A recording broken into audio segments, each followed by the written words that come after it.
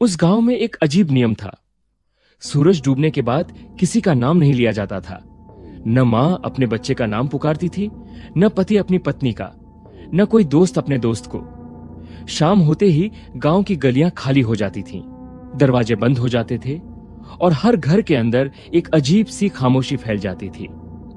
अगर किसी ने गलती से भी रात में किसी का नाम ले लिया तो गांव के बुजुर्ग सिर्फ एक ही बात कहते थे, जिसे तुमने पुकारा है वो तुम्हें सुन लेगा।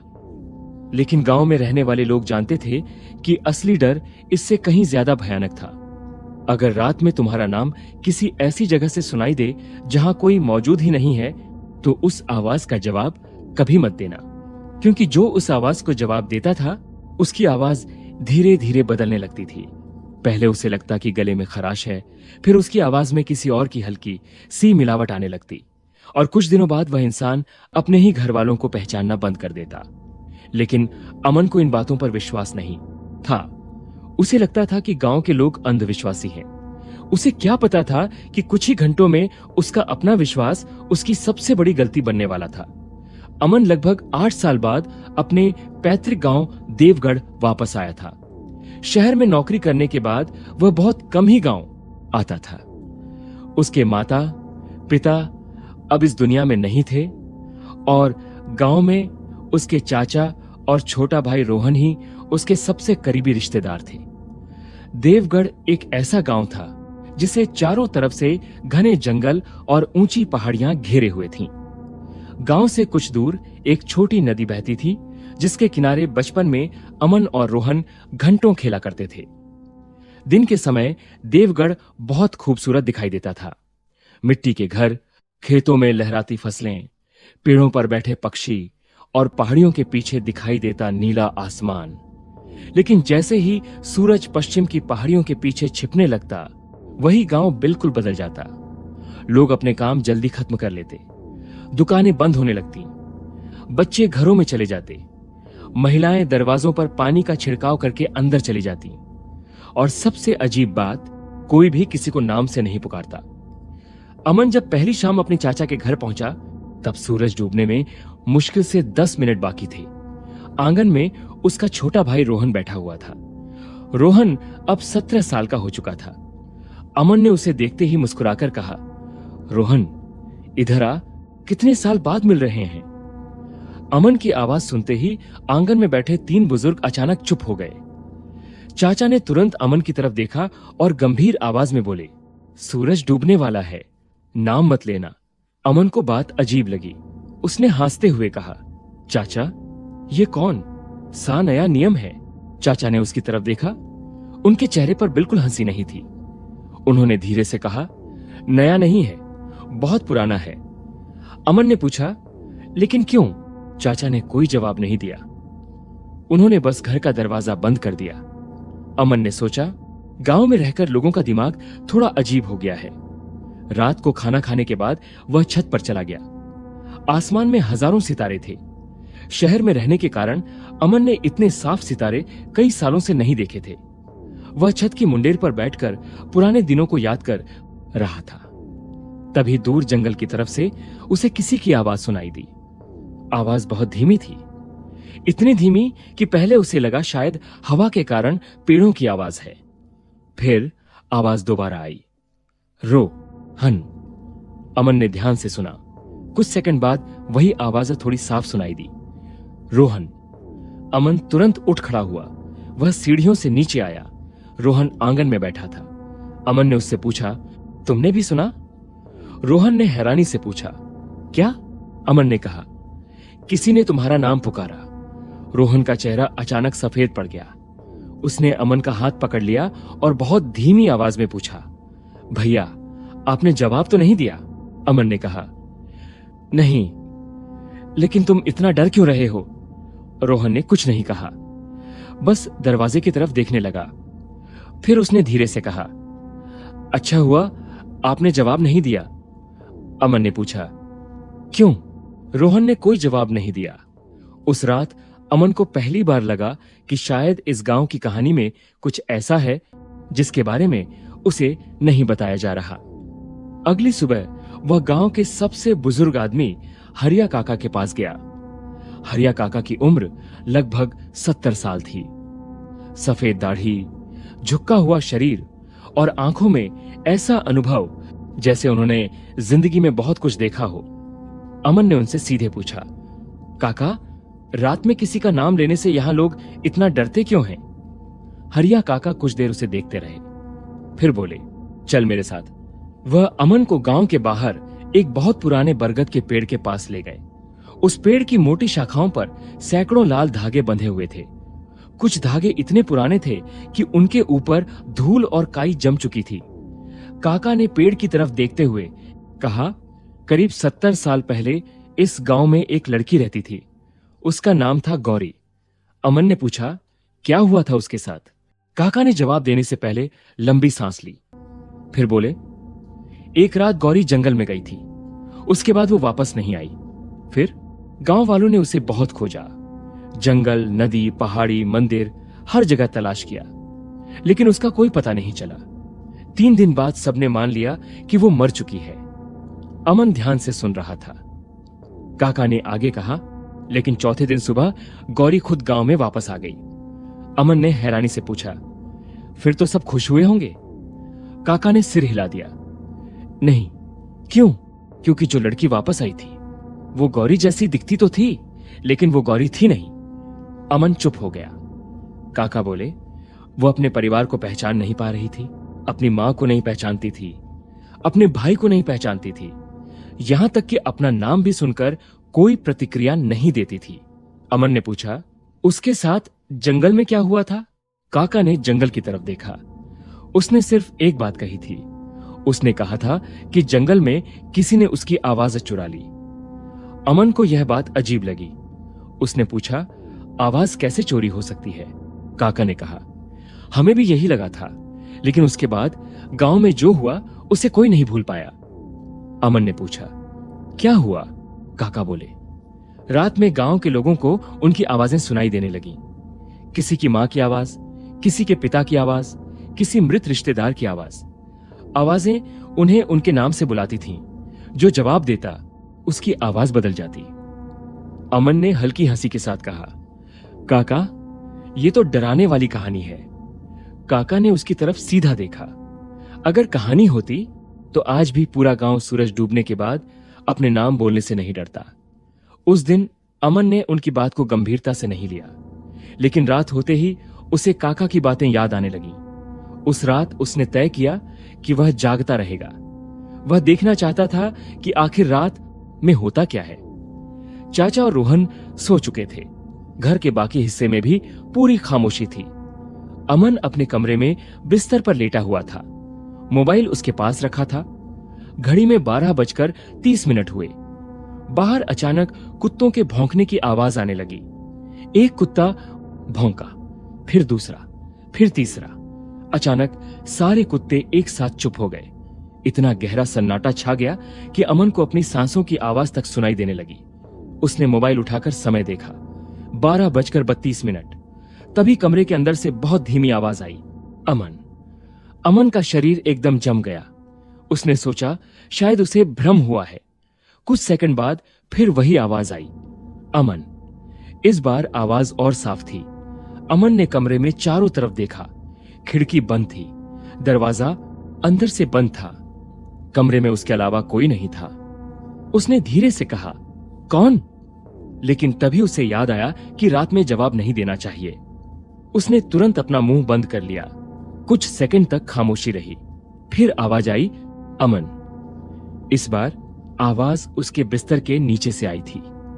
अमन का दिल तेजी से धड़कने लगा। उसने नीचे देखने की हिम्मत नहीं की। उसने मोबाइल की फ्लैशलाइट जलाई और धीरे धीरे रोशनी नीचे की तरफ की। बिस्तर के नीचे कुछ नहीं था, सिर्फ अंधेरा। लेकिन तभी उसकी नजर फर्श पर पड़ी। वहां गीली मिट्टी के पैरों के निशान थे। अमन की सांस रुक गई। कमरे में तो किसी के आने का कोई रास्ता ही नहीं था। फिर ये पैरों के निशान कहां से आए? उसने ध्यान से देखा। निशान बिस्तर के नीचे से शुरू होकर दरवाजे तक जा रहे थे। अमन धीरे धीरे दरवाजे तक गया। उसने कुंडी खोली। गलियारे में कोई नहीं था, लेकिन गीले पैरों के निशान अभी भी साफ दिखाई दे रहे थे। वह निशानों के पीछे चल पड़ा। कुछ कदम बाद बेनिशान सीधे रोहन के कमरे के सामने जाकर खत्म हो गए। अमन ने दरवाजे पर हाथ रखा। अंदर से तुरंत रोहन की आवाज आई, भैया दरवाजा मत खोलना। अमन ने हाथ पीछे कर लिया। उसने पूछा, क्यों? अंदर कुछ सेकंड तक कोई जवाब नहीं आया। फिर रोहन की आवाज आई, वो बाहर नहीं है। अमन ने पूछा, तो कहां है? कुछ देर सन्नाटा रहा। फिर अंदर से आवाज आई, मेरे पीछे। अमन के शरीर में जैसे बिजली दौड़ गई। उसने तुरंत पीछे देखा। गलियारा खाली था। लेकिन फिर उसने सोचा कि शायद रोहन किसी मजाक से उसे डरा रहा है। वह वापस अपने कमरे में चला गया। सुबह होते ही उसने रोहन से पूछा, रात में तुम्हारे कमरे में क्या हुआ था? रोहन ने हैरानी से पूछा, क्या हुआ था? अमन ने कहा, तुमने मुझे दरवाजा खोलने से रोका था। रोहन ने सिर हिलाया। मैंने? अमन ने कहा, हां, तुमने कहा था वो बाहर नहीं है, मेरे पीछे है। रोहन का चेहरा बदल गया। उसने कहा, भैया मैंने रात में आपसे कोई बात नहीं की। अमन ने कहा, लेकिन मैंने तुम्हारी आवाज सुनी थी। रोहन ने धीरे से कहा, मैं पूरी रात सो रहा था। अमन कुछ बोल नहीं पाया। उस दिन शाम तक पूरे गांव में एक खबर फैल गई। गांव के आखिरी हिस्से में रहने वाला एक बुजुर्ग आदमी गायब हो गया था। लोग उनके घर पहुंचे। दरवाजा खुला था।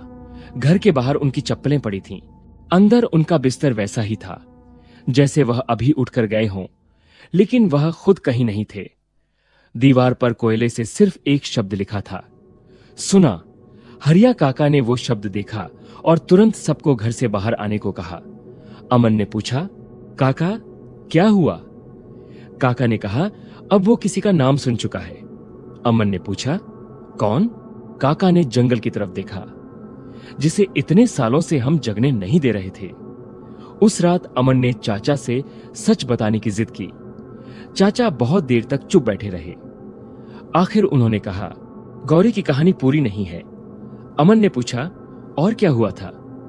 चाचा ने कहा, गौरी जंगल से वापस आने के बाद कुछ दिनों तक गांव में रही, लेकिन उसके व्यवहार में लगातार बदलाव आने लगा।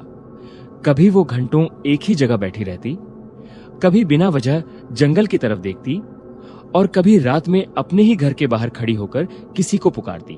अमन ने पूछा, किसे? चाचा बोले, अपने नाम से खुद को। अमन की भौहें सिकुड़ गईं। मतलब? चाचा ने कहा, वो रात में बाहर खड़ी होकर कहती थी, गौरी बाहर आओ। लेकिन वो तो खुद बाहर थी। हां। चाचा की आवाज धीमी हो गई। फिर एक रात उसने अपनी मां से कहा कि जंगल में उसे एक ऐसी चीज मिली थी जो इंसानों की आवाज चुरा सकती थी। अमन ने पूछा, वो चीज कैसी थी? चाचा ने सिर हिलाया। उसने कभी नहीं बताया, बस इतना कहा कि वो इंसान की शक्ल नहीं लेती, वो सिर्फ आवाज लेती है। कुछ दिनों बाद गौरी फिर गायब हो गई, इस बार हमेशा के लिए। उसके बाद गांव में नाम न लेने का नियम बना दिया गया। अमन पूरी रात सो नहीं पाया। उसके मन में एक ही सवाल था, आखिर जंगल में ऐसा क्या था? अगली रात उसने फैसला किया कि वह खुद जंगल जाएगा। आधी रात को वह चुपचाप घर से बाहर निकला। गांव पूरी तरह शांत था। दूर कहीं उल्लू की आवाज आ रही थी। अमन ने जंगल की तरफ कदम बढ़ाए। जैसे जैसे वह आगे बढ़ता गया, पेड़ों की घनी छाया उसके चारों तरफ फैलती गई। कुछ दूर जाने के बाद उसे वही आवाज सुनाई दी, अमन। वह रुक गया। आवाज इस बार उसकी मां की थी। उसकी मां की मृत्यु को 5 साल हो चुके थे। आवाज फिर आई, बेटा वापस आ जाओ। अमन की आंखों में आंसू आ गए। बचपन में उसकी मां उसे इसी आवाज में बुलाया करती थी, लेकिन अमन जानता था कि उसकी मां वापस नहीं आ सकती। उसने कोई जवाब नहीं दिया। वह आगे बढ़ता रहा। आवाज फिर आई, अमन बेटा। इस बार आवाज उसके बिल्कुल पीछे से आई। अमन ने पीछे देखने की कोशिश की, लेकिन उसने खुद को रोक लिया। उसे हरिया काका की बात याद थी। आवाज का जवाब नहीं देना है, पीछे मुड़कर नहीं देखना है। वह आगे बढ़ता रहा। थोड़ी देर बाद उसे पेड़ों के बीच एक पुराना मंदिर दिखाई दिया। मंदिर बहुत जर्जर था। दीवारों पर काई जमी थी। दरवाजे के ऊपर एक बड़ी पुरानी घंटी लटक रही थी। अमन मंदिर के अंदर गया।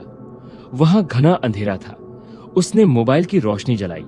घंटी के नीचे पत्थर पर कुछ लिखा था, नाम मत बोलना, अमन कुछ देर उस लिखावट को देखता रहा।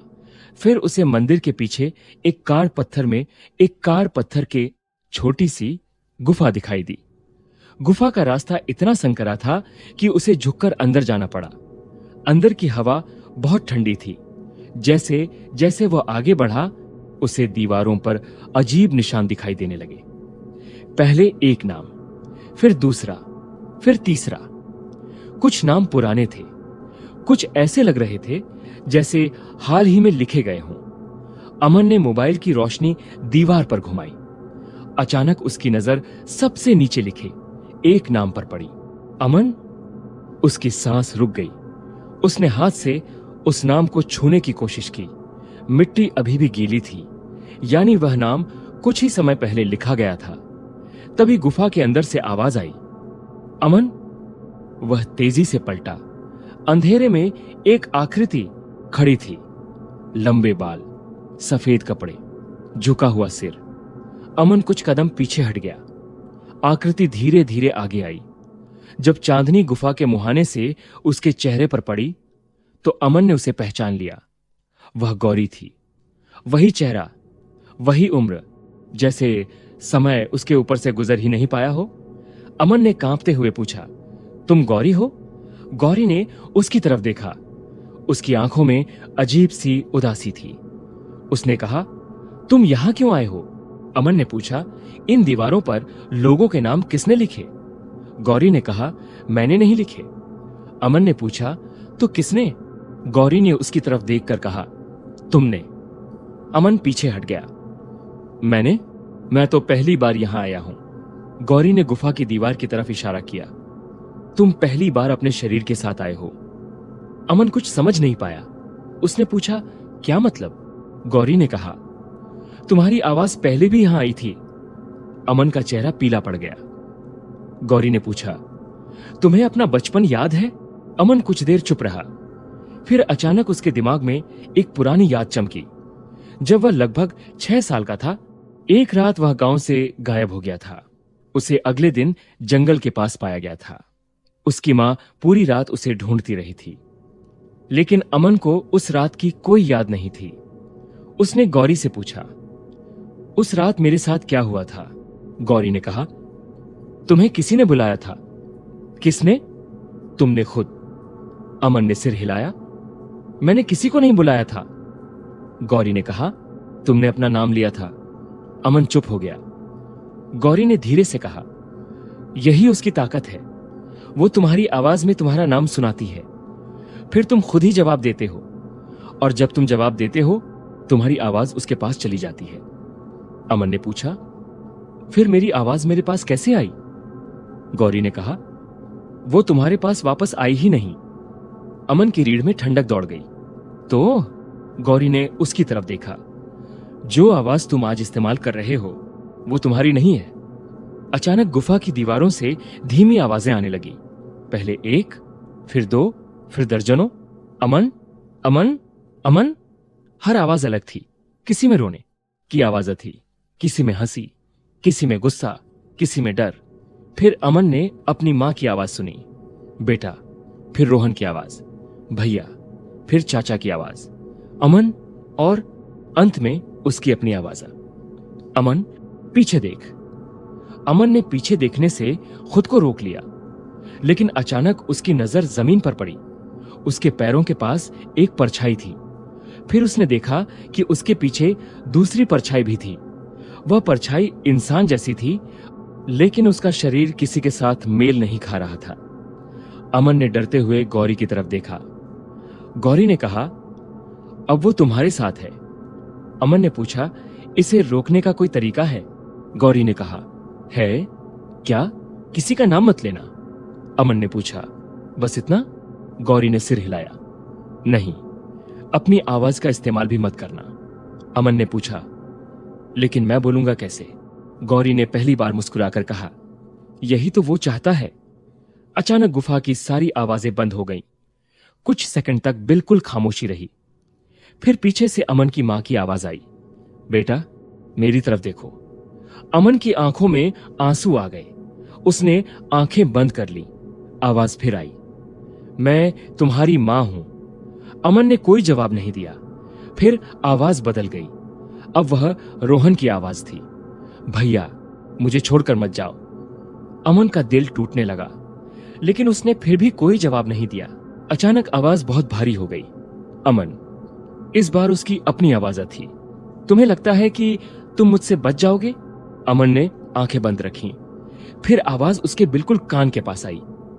अगर तुमने पीछे देखा तो मैं तुम्हारा चेहरा ले लूंगा। अमन ने फिर भी पीछे नहीं देखा। कुछ सेकंड बाद सब शांत हो गया। उसने धीरे से आंखें खोली। गुफा खाली थी, गौरी भी गायब थी। जमीन पर सिर्फ एक पुरानी घंटी पड़ी थी। अमन ने उसे उठाया। घंटी पर एक छोटा सा निशान बना था, वही निशान जो उसने बचपन में अपने पुराने घर की दीवार पर देखा था। अचानक उसे समझ आया कि यह सब उसके बचपन से जुड़ा हुआ था। वह गुफा से बाहर भागा। मंदिर के बाहर आते ही सुबह होने लगी थी। आसमान हल्का नीला हो रहा था। पक्षियों की आवाज़ें आने लगी थी। अमन गांव की तरफ भागा, लेकिन गांव पहुंचते ही उसे कुछ अजीब दिखाई दिया। लोग उसे देखकर पीछे हट रहे थे। कुछ महिलाएं अपने बच्चों को अंदर ले जा रही थीं। हरिया काका दूर खड़े उसे देख रहे थे। अमन ने पूछा, काका, क्या हुआ? काका ने कोई जवाब नहीं दिया। अमन ने फिर पूछा, काका, मैं वापस आ गया हूं। हरिया काका ने सिर झुका लिया। फिर बोले, तुम्हारी आवाज बदल गई है। अमन ने अपने गले पर हाथ रखा। क्या? काका ने कहा, तुम बोल तो रहे हो, लेकिन तुम्हारी आवाज में किसी और की आवाज भी है। अमन डर गया। उसने कहा, मैं वही हूं। काका ने कहा, यह बात साबित करो।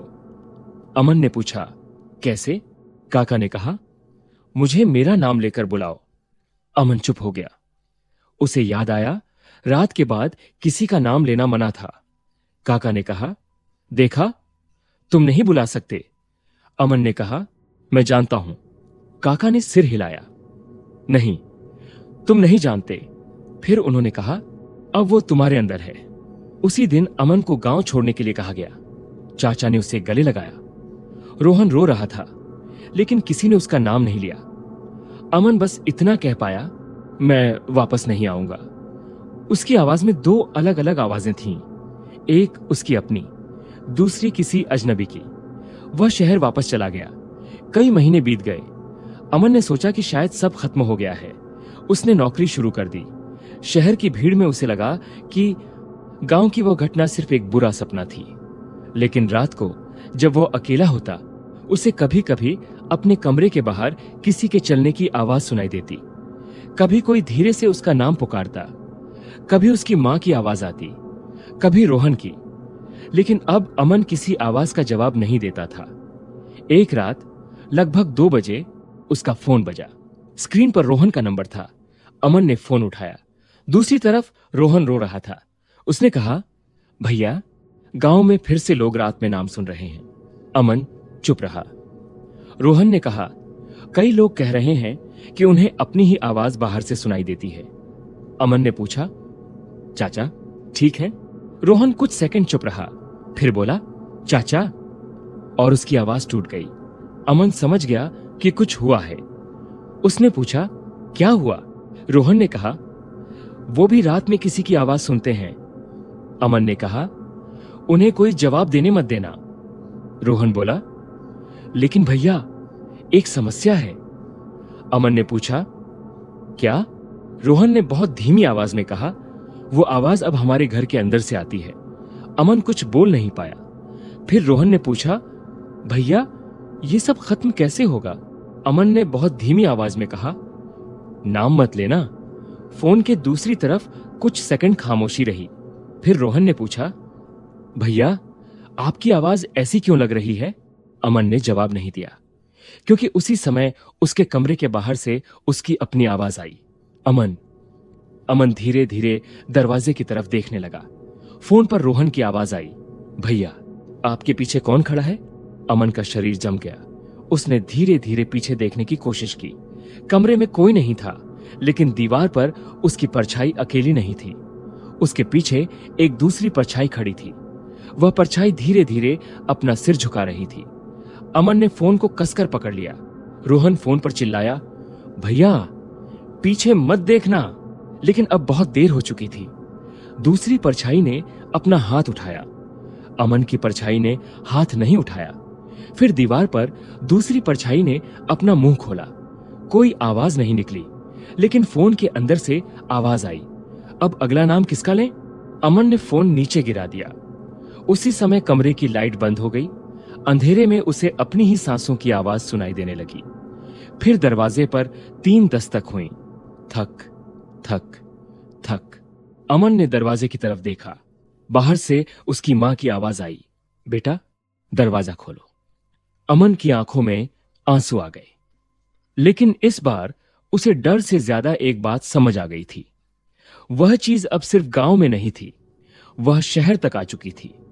और शायद सबसे खतरनाक बात यह थी कि अब उसे किसी जंगल, गुफा या मंदिर की जरूरत नहीं थी। उसे सिर्फ एक चीज चाहिए थी, किसी इंसान की आवाज। दरवाजे के बाहर से आवाज फिर आई, बेटा मैं हूं। अमन चुप रहा। फिर आवाज बदलकर रोहन की हो गई, भैया दरवाजा खोलो। अमन फिर भी चुप रहा। फिर चाचा की आवाज आई, बेटा बाहर आओ। अमन ने आंखें बंद कर लीं। फिर आवाज अचानक उसकी अपनी आवाज में बदल गई, अमन तुम जानते हो मैं कौन हूं? अमन ने कोई जवाब नहीं दिया।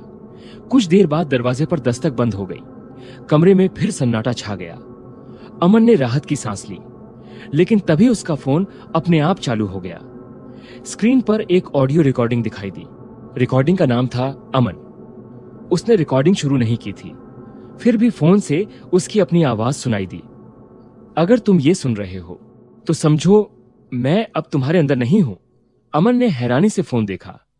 रिकॉर्डिंग में उसकी आवाज आगे बोली, मैं तुम्हारे पीछे हूं। अमन ने तुरंत पीछे देखने की कोशिश की।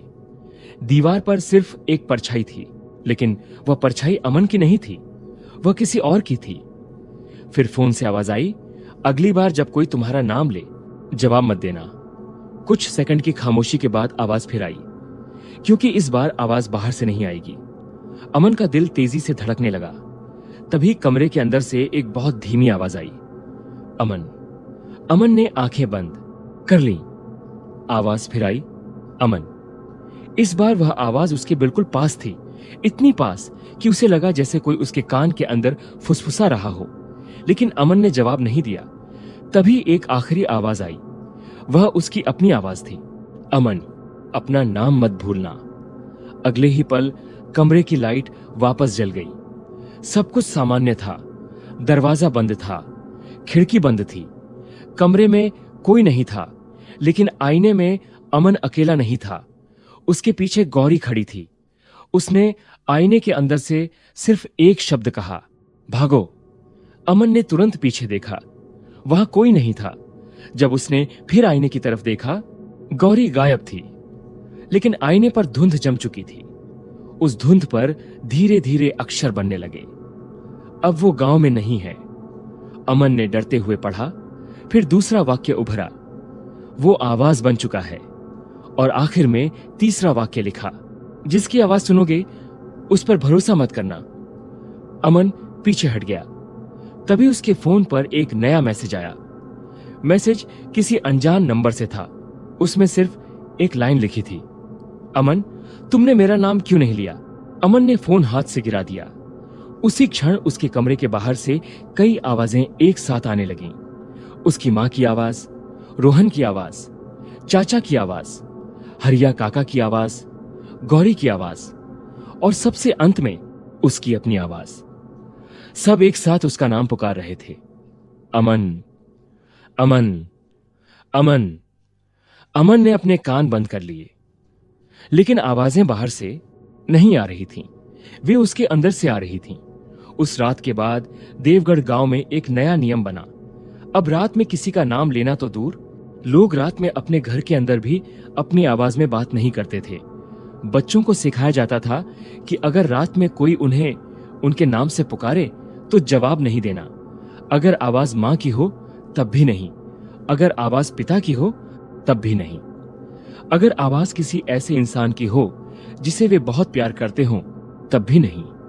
क्योंकि गांव वालों को अब पता चल चुका था कि वह चीज इंसान की शक्ल नहीं चुराती, वह इंसान की आवाज चुराती है। और सबसे बड़ा डर यह नहीं था कि वह तुम्हारी आवाज चुरा लेगी। सबसे बड़ा डर यह था कि एक दिन तुम्हें खुद पता नहीं चलेगा कि यहां पर तुम्हारी आवाज सच में तुम्हारी है या नहीं। कहते हैं देवगढ़ में आज भी सूरज डूबने के बाद कोई किसी का नाम नहीं लेता। रात के समय अगर किसी घर के बाहर से किसी की आवाज सुनाई दे तो घर के लोग चुपचाप दरवाजे बंद कर लेते हैं। वे खिड़की से बाहर नहीं देखते, किसी की पुकार का जवाब नहीं देते। और अगर कभी रात में जंगल की तरफ से किसी का नाम सुनाई दे तो गांव के लोग सिर्फ एक दूसरे की तरफ देखते हैं और चुप रहते हैं, क्योंकि उन्हें पता है जंगल में शायद कोई इंसान नहीं है, वहां सिर्फ आवाजें हैं। ऐसी आवाजें जो किसी भी इंसान की हो सकती हैं। और शायद आज भी किसी सुनसान रात में जब सब लोग सो रहे होते हैं, जंगल के अंदर से एक आवाज धीरे धीरे निकलती है।